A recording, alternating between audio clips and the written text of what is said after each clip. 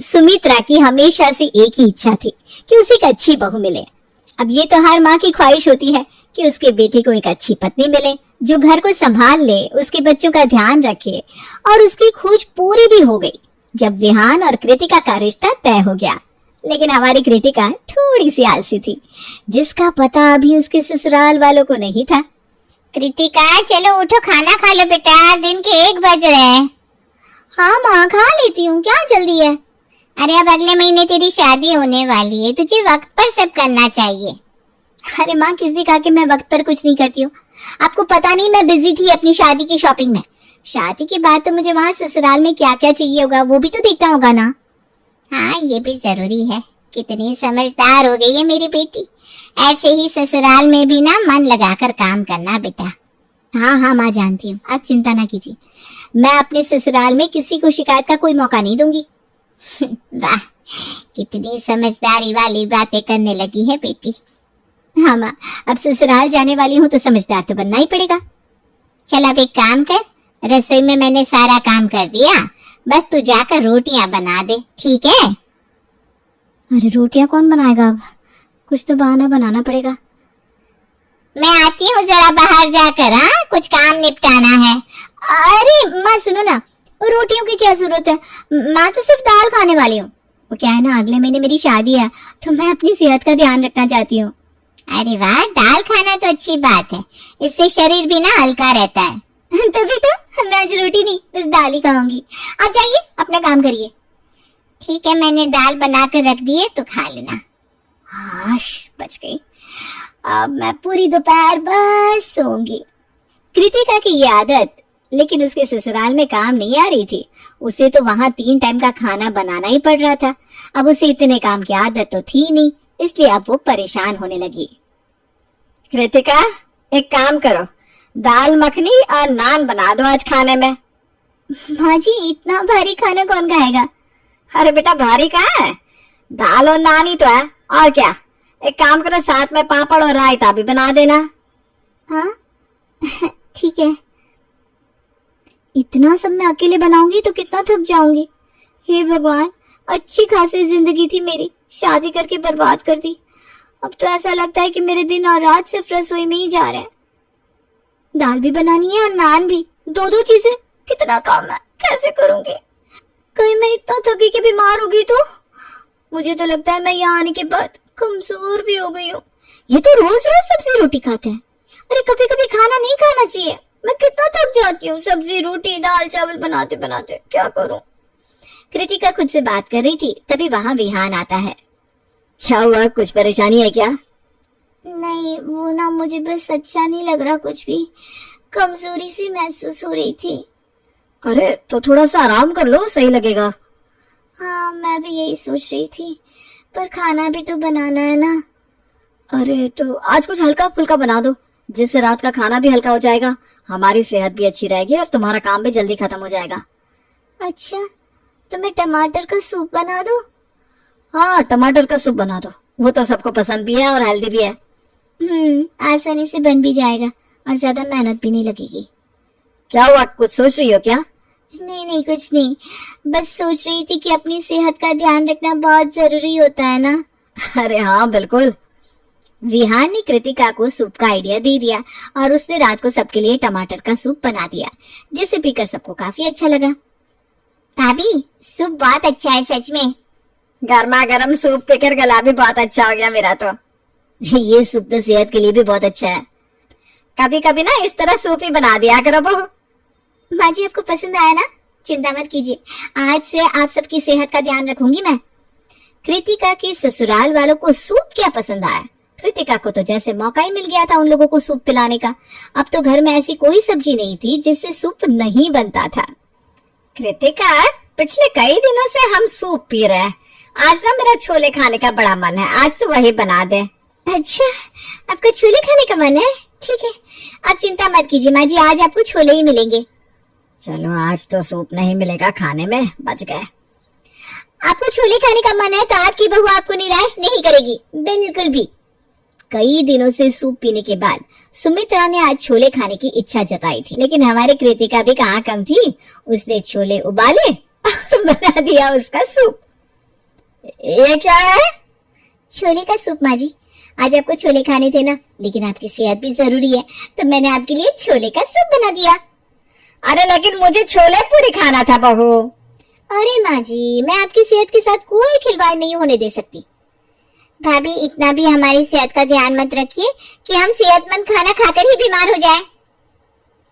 अरे लवली देखो, जब से हम सबने सूप पीना शुरू किया है, तुम्हारा वजन कितना कम हो गया है ना? लेकिन आज मैंने तुम्हें दोपहर को कहा था ना कि मुझे पनीर खाना है। और मुझे नूडल्स खानी थी भाभी। अरे मैंने सबकी पसंद का ख्याल रखा है। ये देखो, इस सूप में पनीर के टुकड़े भी हैं और नूडल्स भी। चलो अब जल्दी से पी लो। अरे ये तो आपने सब सब्जियों का सूप बना दिया है भाभी। हाँ तो जरा सोचो कितना हेल्दी है ये। चलो जल्दी से पी लो। माँ जी, आपको सूप के साथ कुछ खाने को चाहिए क्या? हाँ बहू, अब तो समझी, कुछ खाना भी ना साथ में जरूरी होता है।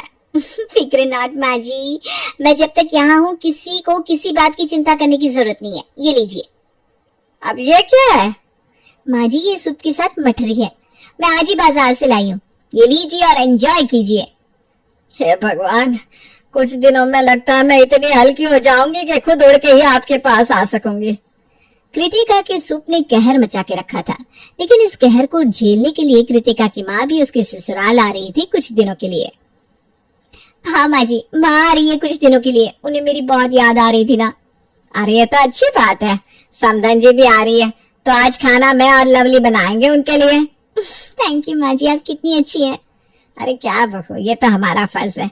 उनको क्या क्या पसंद है खाने में? उनको ना राजमा चावल बहुत पसंद है और साथ में बूंदी का रायता भी। अरे वाह, ठीक है, तो हम दोनों मिलकर उनके लिए खाना बनाएंगे आज।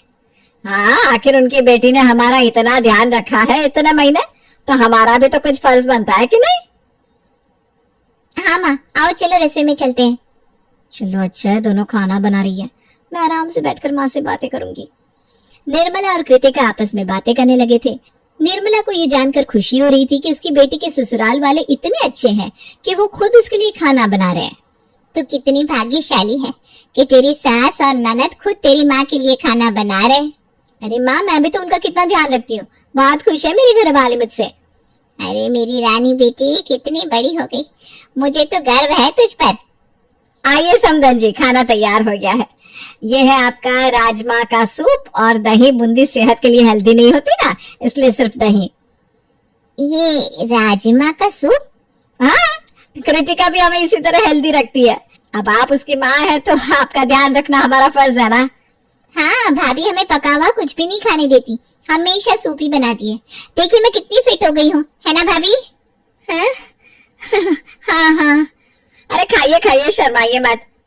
इतने महीनों से जो कृतिका ने सूप की बारिश की थी पूरे घर पर, वो पलटकर उस पर ही भारी पड़ रही थी और यहाँ निर्मला का भूख से हाल बेहाल हो रहा था। ये लीजिए ना बहन जी, आज पनीर का सूप है। बहन जी, मेरा पहले से ही 3 दिनों में 3 किलो वजन कम हो गया है, आप क्यों कर रही है ऐसा अत्याचार मुझ पर? अरे बहन जी, इसकी शुरुआत आपकी बेटी ने ही तो की थी। पिछले 3 महीनों से वो हमें बस सूप पिलाए जा रही है, कभी टमाटर का, कभी गाजर का, कभी छोले का। अब तो पानी पीने की भी इच्छा नहीं होती सूप पी पी कर। कृतिका, मुझे लगा था तूने अपना आलसीपन छोड़ दिया होगा, लेकिन तू तो वैसी की वैसी ही निकली। जा रही हूँ मैं यहाँ से। नहीं माँ, रुको रुको, मैं आज से कभी सूप नहीं बनाऊंगी, सच में। और बनाया है ना तो उसी सूप में तुझे डुबा दूंगी, समझी? समझ गई माँ।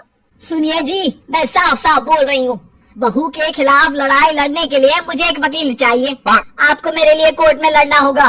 नहीं नहीं, मैं तो बहू की ओर से लड़ूंगा। वो बेचारी तेरे जुल्म सितम सहती रही, तू ना सुधरी। कोर्ट में मैं तुझे बताऊंगा कि सास बनना सिर्फ ओहदा पाना नहीं, बल्कि एक बड़ी जिम्मेदारी को निभाना होता है। संस्कार को आगे बढ़ाना और घर की शांति को भी बना कर रखने का होता है। आज जो तुम सास बहू का झगड़ा कोर्ट तक गया है ना, उसकी जिम्मेदार तुम ही हो। तभी वहाँ बेटा आ जाता है। पिताजी, आप माँ को एक शब्द नहीं कह सकते। सास की सेवा करना तो हमारे पुराणों में भी लिखा है। ऐसे में नए घर की जिम्मेदारी को समझना बहू का फर्ज होता है पिताजी। तभी वहाँ बहू आ जाती है। शुक्रिया पिताजी, आप मेरे वकील हैं। और बेटा तू मेरा वकील है। लेकिन फैसला कौन करेगा? जज कहाँ से लाएंगे? तभी वहाँ पोता आ जाता है। दादाजी दादी जी, आप लोग कहे तो मैं जज बन जाऊं? हाँ हाँ बेटा, बन जा जज। वैसे भी तू मेरी औलाद है, सही और गलत को अच्छे से समझता है। वो तो है पापा, लेकिन आप सही और गलत को समझते तो इस घर में मुझ जैसे 12 साल के बच्चे को जज बनाने की नौबत नहीं आती। हो ठीक है, यहाँ कम बांटो और कोर्ट की कार्यवाही शुरू करो। जज साहब, मैं ये कहना चाहूंगी कि मेरी सास ने मुझे कभी बेटी समझा ही नहीं। जज साहब, ये बहू है तो मेरी मुवक्किल, इसे बेटी कैसे समझेंगी? वो बात में पॉइंट है, बहू को बेटी कैसे समझे, क्योंकि दोनों की ही जिम्मेदारियां और पावर अलग अलग है। जीता रहे मेरी मुन्ने। ऑर्डर ऑर्डर, शांति बनाए रखिए वरना कोर्ट से बाहर निकाल दूंगा। कैरेक्टर में आ जाइए माँ जी। अब बात तो सही है भाई, जब सास को माँ की तरह नहीं देखा जाता तो हम क्यों मान ले बहू को बेटी। एक बार मान कर तो देखती, मैं भी आपको माँ मान ही लेती। ऑर्डर ऑर्डर, आप दोनों को आपस में ही लड़ना है तो ये दो वकील यहाँ क्या कर रहे हैं? जज साहब, मेरी मुवक्किल शादी होकर इस घर में आई तो अपनी सारी जिम्मेदारियां बखूबी निभा रही थी, लेकिन फिर इस महिला ने, जो कि इनकी सास है, इन्हें परेशान करना शुरू कर दिया। यहाँ मैं अपने साथी वकील को रोकना चाहूँगा। उसे परेशान करना नहीं, घर के संस्कार सिखाना कहते हैं, जैसे सुबह वक्त पर उठना, पूजा करना। हाँ हाँ भाई, सही बात है, ये तो संस्कार है हमारे जो हमें हमारी सास ने दिए थे। चुप रहिए, आपसे जब पूछा जाए तभी मुंह खोलिए। अब अच्छा ठीक है, समझ गई। एक बार की बात है, मेरे मुवक्किल ने अपनी बहू से सिर्फ ये कहा कि हमारे घर में नॉनवेज नहीं खाया जाता है और न ही यहाँ साड़ी के सिवा कोई दूसरी ड्रेस पहनते हैं, तो बहू ने तो बवाल मचा दिया, कहने लगी आजादी छीनी जा रही है, आजादी छीनी जा रही है। अब बताइए जज साहब। बात तो सही है, बहू के वकील का क्या कहना है? अच्छा वाह, ये बात सही है, लेकिन क्या सास महोदया ये बता सकती हैं कि उनका खुद का बेटा कितने बजे उठता है? क्या वो नॉनवेज नहीं खाता? फिर एक ही घर में दो लोगों के लिए दो अलग अलग कानून क्यों? बोलिए। वाह पिताजी, भगवान सबको आपके जैसे पापा दे। ऑर्डर ऑर्डर, शांति बनाए रखिए। अरे भाई, वो बेटा है तो उसके लिए कानून अलग ही होंगे ना। देखिए जज साहब, ये जेंडर डिस्क्रिमिनेशन कर रही है, जो कि कानूनी रूप से गलत है, अपराध है, जुर्म है। ससुर हांफने लगते हैं, बहू दौड़कर पानी लाती है। पिताजी पानी ले लीजिए। माँ जी ये लीजिए पानी, मुझे कोस कोस कर तो आपको भी प्यास लगी गई होगी। हाँ ला, दे दे दे। देखा जज साहब, भरी अदालत में भी गुनहगार के रूप में खड़ी ये बहू न अपने संस्कार भूली, न सास को पानी देना। हाँ हाँ ठीक है, हर बात में इमोशन मत डालो। और क्या जज साहब, किचन में गई थी तो चाय ही बना लाती। क्यों वकील बेटा? अरे रहने दो ना, चाय के साथ पकोड़े भी ला सकती थी, लेकिन लाई तो क्या, सिर्फ पानी। बहू को गुस्सा आ जाता है, वो उठकर जाने लगती है कि बेटा बोलता है, मुझे नहीं लड़ना कोई केस इन झूठे लोगों के लिए। ये आप नहीं, हम डिसाइड करेंगे कि झूठा कौन है, आप या ये। बैठ जाइए चुपचाप। ससुर जो बहू का वकील था। जज साहब, हम ब्रेक में जाने से पहले बात कर रहे थे कि जो कपड़े पहनने के लिए ये बहू को मना करती हैं, वो कपड़े तो ये खुद पहन कर बैठी हैं। हाँ, लेकिन अब शादी के 25 साल बाद पूरी जिंदगी इन्होंने सास के सामने लंबी साड़ी पहनकर काम किया। कई बार तो साड़ी में फंसकर गिर भी पड़ी। नॉनवेज खाने का इनको भी शौक था, लेकिन मन मारकर जिंदगी जी ली इन्होंने, क्योंकि इनकी सास नहीं चाहती थी। और क्या, बिरयानी की महक आज भी मेरे नाक पे पड़ जाए तो मन झूम उठता है। और वाह भाई वाह, वाह भाई वाह। इनसे पूछिए कि क्या इन्होंने इसका कभी विरोध किया? अरे पर क्यों करते? माँ मैं हूँ ना, अब चुप रहो। क्यों करती? क्योंकि इनके पति ने तो इन्हें साफ कह दिया था कि मेरी माँ जो कहे वो सुनो। हाँ, तो क्या गलत कहा था? जो कहे का मतलब था उनकी बात को जो वाजिब हो। और दूसरी बात, चलो वो जमाना कुछ और था, क्या ये जरूरी है कि जो साड़ी में फंसकर ये गिरी, इनकी बहू भी गिरे? या जिस चीज का अफसोस ना खाने का इनको है, वो बहू भी झेले? जज साहब, मुझे बहुत अफसोस से कहना पड़ रहा है कि ये सास बहू से अपने पर हुए जुर्म का बदला ले रही है। और क्या ये बर्ताव उसके ससुराल में उसके बेटे के साथ होगा तो क्या उनसे बर्दाश्त होगा? नहीं ना, फिर बहू के साथ ऐसा क्यों? वाह जी वाह, मैं जो भुगत चुकी हूँ इसी घर में, वो ये ना झेले, वो तो आराम करे। क्यों भला? जज साहब, ये साफ होता है कि कल को आपकी बीवी के साथ भी आपकी माँ ऐसा व्यवहार करेगी तो क्या वो ठीक रहेगा? अरे नहीं नहीं माँ, ऐसा मत करना। अरे बेटा कैरेक्टर में आ जा, कैरेक्टर में। नहीं नहीं ये सही नहीं है दादी। आँख के बदले आँख लेंगे तो दुनिया तो अंधी ही हो जाएगी। हर किसी को अपनी पसंद के कपड़े पहनने का और खाने का हक होता है, जो कि एक संस्कार के दायरे में हो। कोर्ट समाप्त।